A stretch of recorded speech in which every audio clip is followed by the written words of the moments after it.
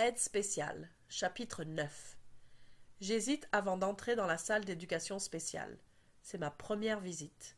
La porte est entr'ouverte. Je la pousse un peu et jette un coup d'œil à l'intérieur. Il y a des ordinateurs tout autour. Le centre de la pièce est occupé par des tables et des sièges, dont quelques fauteuils bien rembourrés. Il y a des néons au plafond, comme dans toute l'école, mais ceux-ci sont éteints. La pièce est éclairée par de petites lampes de table. L'éclairage est plus doux et plus facile pour les yeux. De la musique douce émane d'un lecteur CD posé sur le comptoir. C'est une musique d'ascenseur sans mots, comme l'aiment mes parents. Pas de mots, pas de rythme, rien du tout. Si ce n'était des ordis, cette pièce ressemblerait à un salon bien plus qu'à une classe.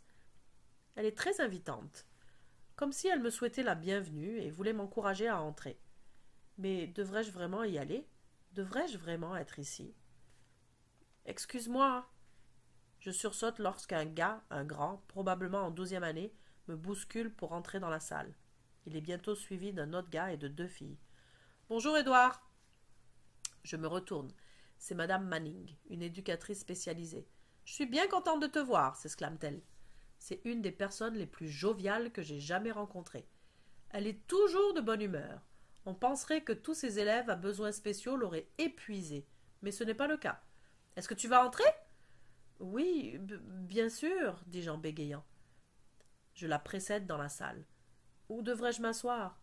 Tu peux t'asseoir n'importe où, mais puisque tu dois passer un examen, ce serait peut-être mieux si tu t'assoyais à une table. Ouais, vous avez raison. J'ai ton examen ici. Elle ouvre une grande enveloppe brune, en sort mon examen et le pose sur la table devant moi. Maintenant, rappelle-toi que tu as plus de temps, dit-elle. 2 fois plus que d'habitude, n'est-ce pas? Si tu as des questions, n'hésite pas. Oui, merci. Je travaille avec d'autres élèves, mais les examens en priorité. Tu n'as qu'à m'appeler et je viendrai t'aider. Super, merci. Je respire à fond et prends l'examen. 3 feuilles agrafées. Les questions sont à choix multiples sur la première page. J'aime les questions à choix multiples. Même un singe qui choisit au hasard trouvera la bonne réponse 1 fois sur 4. Je tourne la page. Des questions vraies ou faux. J'adore. Ce même singe aura la bonne réponse 1 fois sur 2. Je regarde la dernière page. Ce sont des questions à développement. Ce ne sont pas mes préférés, mais j'arrive habituellement à obtenir au moins la moitié des points en bluffant. Ça ne me paraît pas mal du tout. En fait, c'est un examen très très court. Je n'aurai pas besoin de temps supplémentaire. Si tous les examens étaient aussi courts, je n'aurais jamais besoin de temps supplémentaire. Je vais me dépêcher, remettre l'examen et aller à la cafette. Mon prof de maths pensera que je suis encore dans la salle d'éducation spéciale. C'est tout planifié. Non, attends, mauvaise idée. Pour ma première visite ici, il faut que je prenne tout mon temps, au moins autant de temps que tous les autres, et même plus. Et Ed, ça ne va pas? Demande Madame Manning. Je sursaute. Non, tout va bien. Je vois que tu n'as pas encore commencé. Je voulais seulement regarder l'examen en entier avant de commencer. Bonne idée, dit-elle. As-tu des questions? Je n'ai pas encore écrit mon nom, alors je pense que jusqu'ici, je me débrouille assez bien. Je te laisse continuer. Je regarde la première question et les réponses suggérées. Je deviens un peu anxieux lorsque je me rends compte que je ne trouve pas la réponse immédiatement. J'ai pourtant étudié en vue de cet examen. J'ai peut-être vraiment des difficultés d'apprentissage. Bon, du calme. Fais pas l'idiot. Je ne suis pas idiot. Je peux y arriver.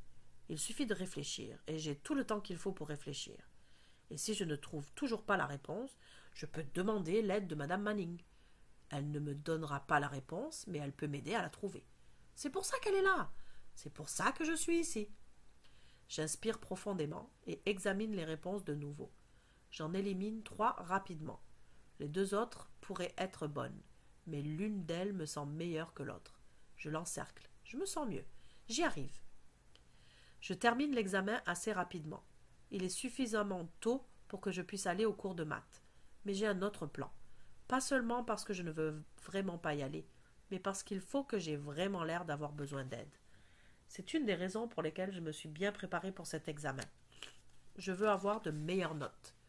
Et je veux qu'on pense que c'est à cause de l'aide que je reçois, à cause de l'éducation spéciale. Je n'ai aucune intention de continuer à étudier.